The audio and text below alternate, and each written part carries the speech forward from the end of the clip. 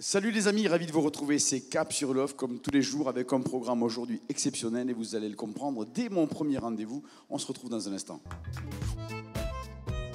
C'est toujours un immense plaisir et une grande fierté de recevoir Marie-Christine Barraud dans l'émission. C'est pourquoi je vous dis bonjour Marie-Christine. Bonjour. Merci d'être venue nous voir à Cap sur Love pour nous parler de ce très joli spectacle que vous nous emportez, c'est son titre, dans un voyage littéraire et musical. Voilà. Mais c'est le genre de spectacle que j'aime beaucoup faire et j'ai été très contente d'avoir l'opportunité de le faire ici en régulier parce que d'habitude c'est une fois et puis il faut attendre quelquefois des semaines ou des mois avant de le refaire. Et là, le fait de le faire tous les soirs, de retrouver mon ami et compère Franck Sup. Que nous avons eu le plaisir de recevoir Oui, pour un autre parce spectacle. qu'il fait aussi un autre spectacle musical qui est un merveilleux pianiste et compositeur et amoureux des mots. Presque autant que moi. Mais enfin, moi, je l'ai dit, les mots, je les fait passer. Mais lui, il adore les choisir. On les a choisis ensemble. C'est le genre de spectacle où vraiment, je crois qu'on entend encore mieux les textes parce qu'il y a la musique qui vient s'infiltrer, qui vient en écho, qui fait qu'il y a des plages de musique qui ne sont pas des plages de silence, puisqu'il y a la musique, mais qui sont des plages où on peut réfléchir et ressentir ce qu'on a entendu avant. On prend son temps. Et voilà. Et donc, on alterne. Les jours impairs, on présente Saint-Exupéry. Les jours pairs, Christian Bobin. Donc, des extraits des œuvres de ces deux grands écrivains. Et je dois dire que ça me rend très, très heureuse. Et j'imagine, c'est vrai que la musique sert beaucoup en amont, porte les émotions et puis les prolonge ensuite. Absolument. Et d'ailleurs, ce qui est bien, quand on a justement l'opportunité de faire en continuité, comme on le fait ici, c'est qu'on améliore constamment. Je dis tout d'un coup, je lui dis, mais tu sais, là, je crois que la musique est un peu longue. Il faudrait la raccourcir à cet endroit-là parce que du coup, on serait plus disponible pour la plage musicale d'après. Et tous les jours, pas tous les jours, mais très souvent, on fait comme ça des améliorations qu'on ne pourrait pas faire si on le faisait qu'une fois. Et donc, ça devient presque comme du théâtre, parce que c'est pas du théâtre, hein, c'est une lecture. C'est un art très à part, c'est une discipline très particulière, la lecture.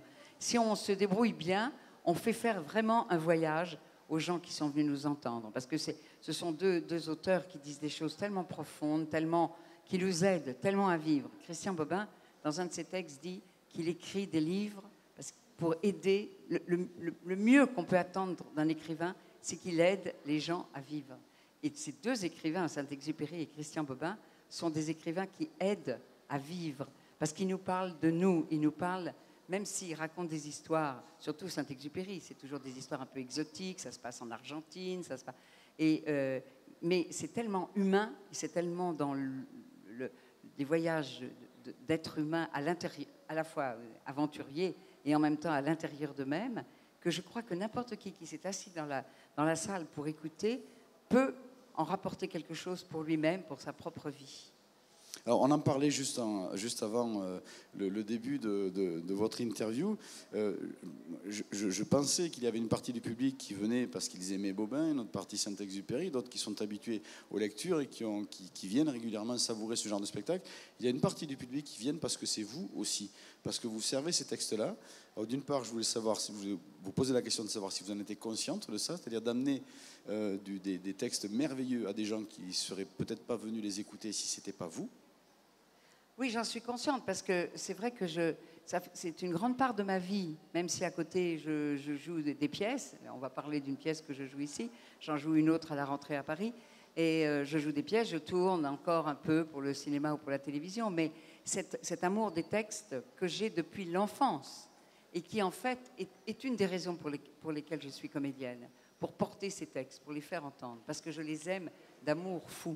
Et les gens savent maintenant, vu mon grand âge, ils ont presque tous, à un moment donné, ils viennent me dire « on vous avait entendu à tel endroit, on vous avait entendu à tel endroit dans des lectures ». Donc ils me suivent un peu comme ça, comme le petit poussé. Ils savent que quand ils viennent entendre un texte, il y a une passion qui se partage, une passion de la littérature, de la poésie, de la philosophie, enfin, des beaux textes, quoi. Mais surtout, je les aime de telle façon que j'essaye de les faire passer le plus simple possible, le plus simplement possible, pour que tout le monde puisse l'entendre, pour qu'on ne dise pas « ah ça, c'est pas pour moi ». Je déteste que les gens puissent penser que quelque chose de beau ne soit pas pour eux. Je pense qu'il faut vraiment, c'est en ça que je suis, on va dire quoi, je suis socialiste de la beauté du partage des textes. Mais je sais que le public profite de votre amour et votre enthousiasme pour les bons textes. En tout cas, je voulais vous remercier pour ça. Vous êtes donc au Théâtre Beau.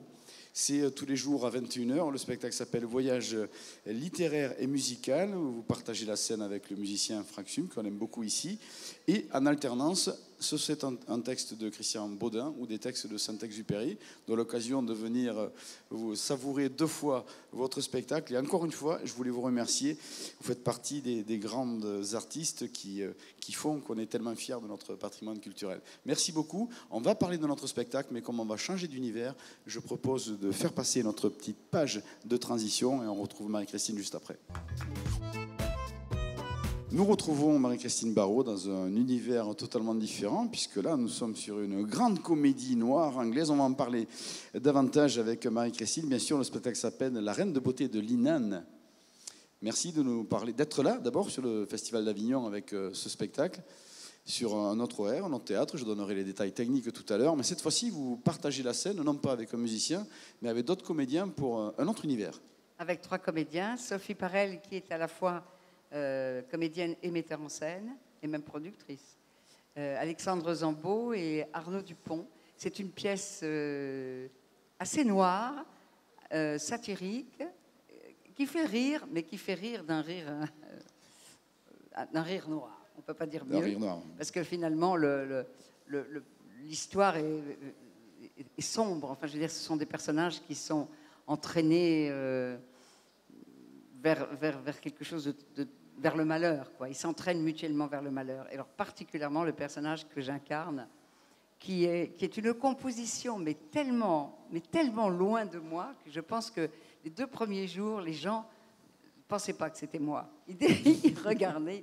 Les 5 premières minutes, je disais à mes camarades après, je crois que pendant 5 minutes, ils se sont dit non, c'est pas possible, c'est pas elle. Tellement c'est loin de l'image que j'ai toujours donnée, même si j'ai joué des personnages durs dans ma vie, et de plus en plus on m'en fait jouer.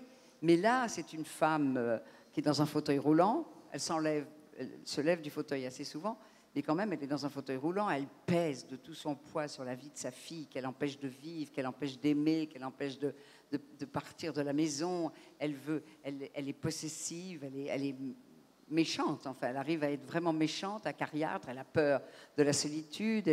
C'est un personnage incroyable. Je me suis beaucoup amusée en disant à ma propre fille qu'il faudrait qu'elle vienne voir la pièce pour voir à quoi elle avait échappé. Oui, absolument. Et quel savoure. Alors justement, vous parliez de ce rôle qui est très différent. Alors, il y a des gens qui viennent aussi pour vous voir, même si évidemment la pièce est tout à fait attirante et merveilleuse. D'ailleurs, on n'a pas cité l'auteur, c'est Martin McDougall qui a fait. C'est un auteur irlandais très classique, qui a écrit énormément de pièces et même qui a fait des films. Et ça, c'est quand même un de ses chefs-d'œuvre. Alors, les gens qui connaissent votre registre majeur, on va dire, ils sont vraiment surpris de vous voir, du coup, dans un personnage en opposition. Eh bien, c'est très bien. C'est très, très bien, parce que être comédienne, c'est voyager aussi à travers les personnages. Si on joue toujours des personnages qui se ressemblent, ça n'a aucun intérêt. À ce moment-là, la vie quotidienne est plus intéressante, enfin, pourrait être plus intéressante. Et en vieillissant, on se dégage de simplement l'envie de séduire, dans l'envie du glamour, l'envie d'aimer, que le public vous aime. Et là, si le public m'aime, il m'aime pour ma prestation, plus que pour le personnage que j'incarne. Mais c'est fascinant à jouer. Non, c'est un très, très beau personnage. En plus, c'est un personnage très, très fort, très dramatique. J'en sors un peu épuisée. Mais franchement, c'était un challenge. Et je suis vraiment contente qu'on me l'ait proposé, parce que c'est pas évident. C'était pas évident. Même moi, j'ai beaucoup douté en répétant. Il y a des jours où je me suis dit, mais est-ce que je vais y arriver?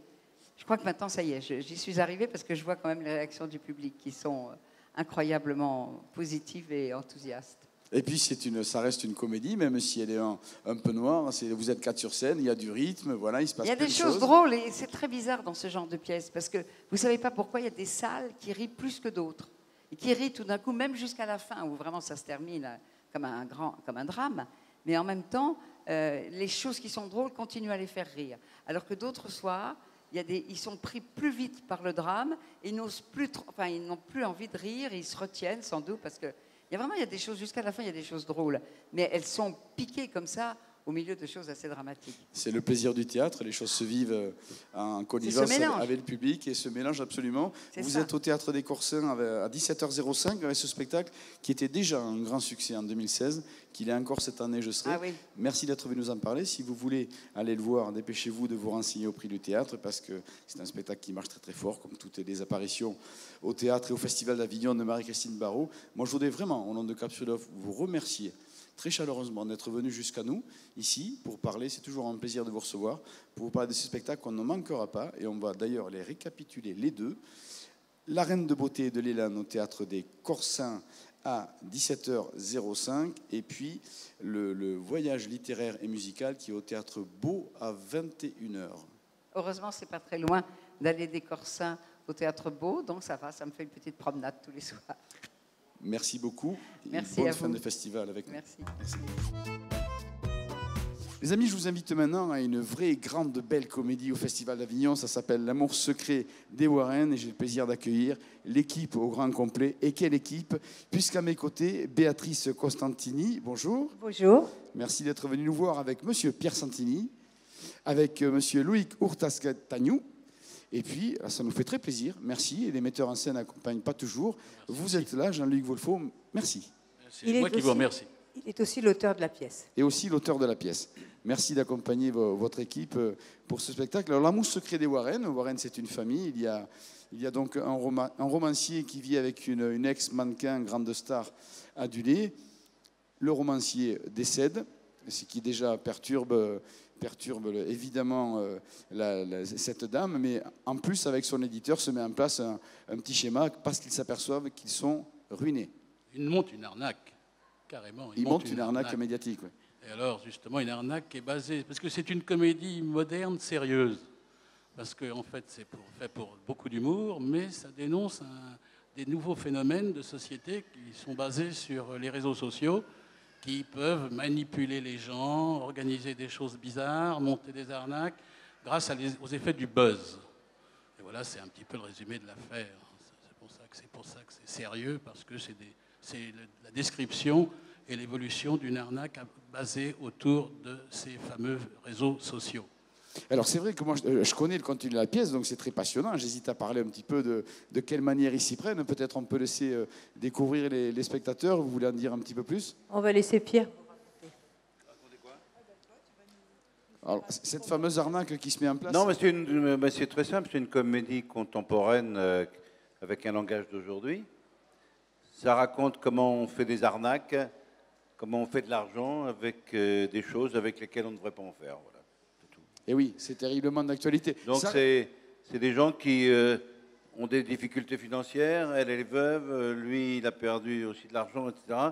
Et ils vont inventer une correspondance amoureuse qui n'existe pas entre elle et le monsieur qui est mort. Voilà, c'est ce que je n'osais pas dire, c'est qu'en fait l'éditeur a l'idée de faire éditer les lettres d'amour qu'aurait écrit le défunt à sa compagne, sauf qu'elles n'existent pas. Elle n'existe pas. Alors il ne sait pas au départ que ça n'existe pas. Mais il le découvre très vite. Donc il va falloir l'inventer. Et pour ça, on va faire appel aux technologies modernes, l'informatique. Et donc, on va faire appel à un informaticien, un jeune homme qui est à ma gauche, là, Loïc Urtascatagnou, difficile à prononcer. Absolument. Et donc Urtascatagnou va non seulement apprendre l'informatique à madame, mais il va tomber amoureux d'elle. Et je n'en dirai pas plus, parce que sinon, vous ne viendriez pas voir la pièce. Alors quand j'aurais dit que vous êtes de grands comédiens, que vous êtes à La Luna, qui est un théâtre qui propose des spectacles toujours absolument excellents, et qu'en plus c'est de la comédie, qu'est-ce qu'on peut dire de plus pour finir de convaincre d'y venir, encore que je sais que c'est un grand succès. D'ailleurs, n'hésitez pas à vous y prendre bien à l'avance pour aller à La Luna. Ça s'appelle L'amour des secrets des Warren. Alors ce qu'on peut dire en plus, par exemple, c'est par exemple nos deux chérubins derrière nous, c'est que pourquoi ils sont là? Ils sont là parce que cette pièce, elle parle à tout le monde et elle parle aussi aux plus jeunes. Premièrement parce que le langage est très contemporain, ça parle comme on se parle en ce moment, vous et moi. Donc tout le monde peut la comprendre.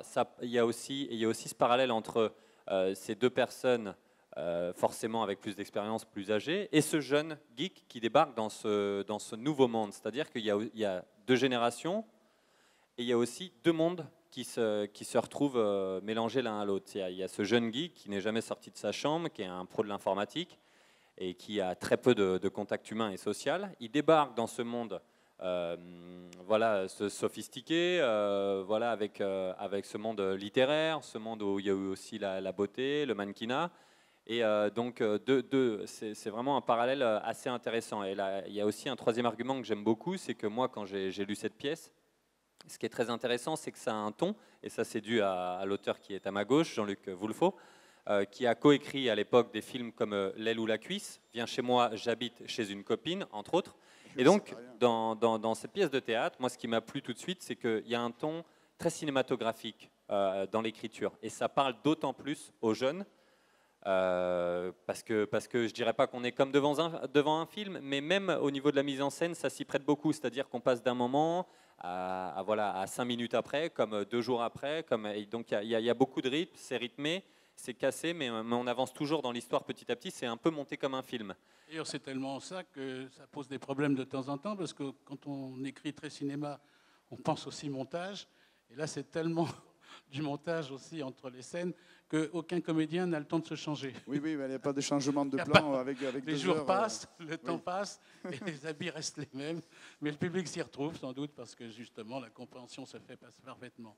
Enfin, c'est l'histoire d'un geek qui ne connaît pas du tout le monde extérieur, qui va découvrir le monde extérieur, surtout le monde des people, parce qu'il s'agit quand même d'un monde de people, et qui va donc découvrir tout du monde extérieur, y compris l'émotion de l'amour, c'est une chose qu'il n'avait pas imaginée puisqu'il était trop concentré sur tous les jeux vidéo et sur tout le reste qui correspondait à sa culture. Et on peut même demander un petit mot aux enfants. Comment vous avez trouvé Oui, ça, parce les que enfants? j'allais y venir. Techniquement, c'est un film. Un film, vous voyez. Hein, moi aussi, je dis un film. Vous parlez tellement de cinéma. C'est presque un film, mais c'est une pièce de théâtre techniquement accessible, absolument tout public. C'est un vrai spectacle familial. Hein. Et d'ailleurs, il y a des enfants. Alors moi, je vais répondre à la question de Loïc qui m'a dit comment j'ai trouvé la pièce. J'ai trouvé très intéressante, surtout le sujet que le meilleur ami de la personne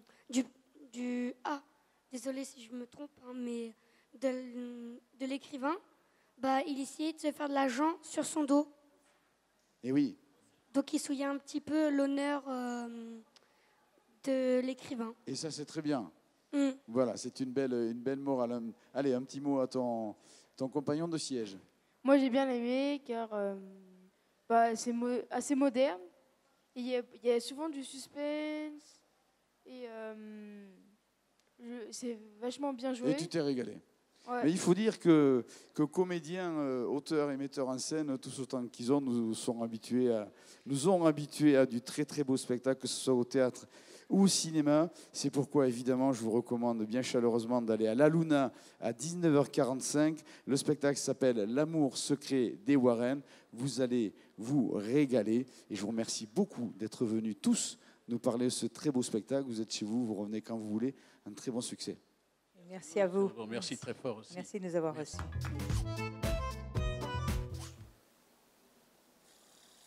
Bonjour Emma. Bonjour. Vous allez bien? Ça va et vous? Très bien. Prenez une carte, s'il vous plaît.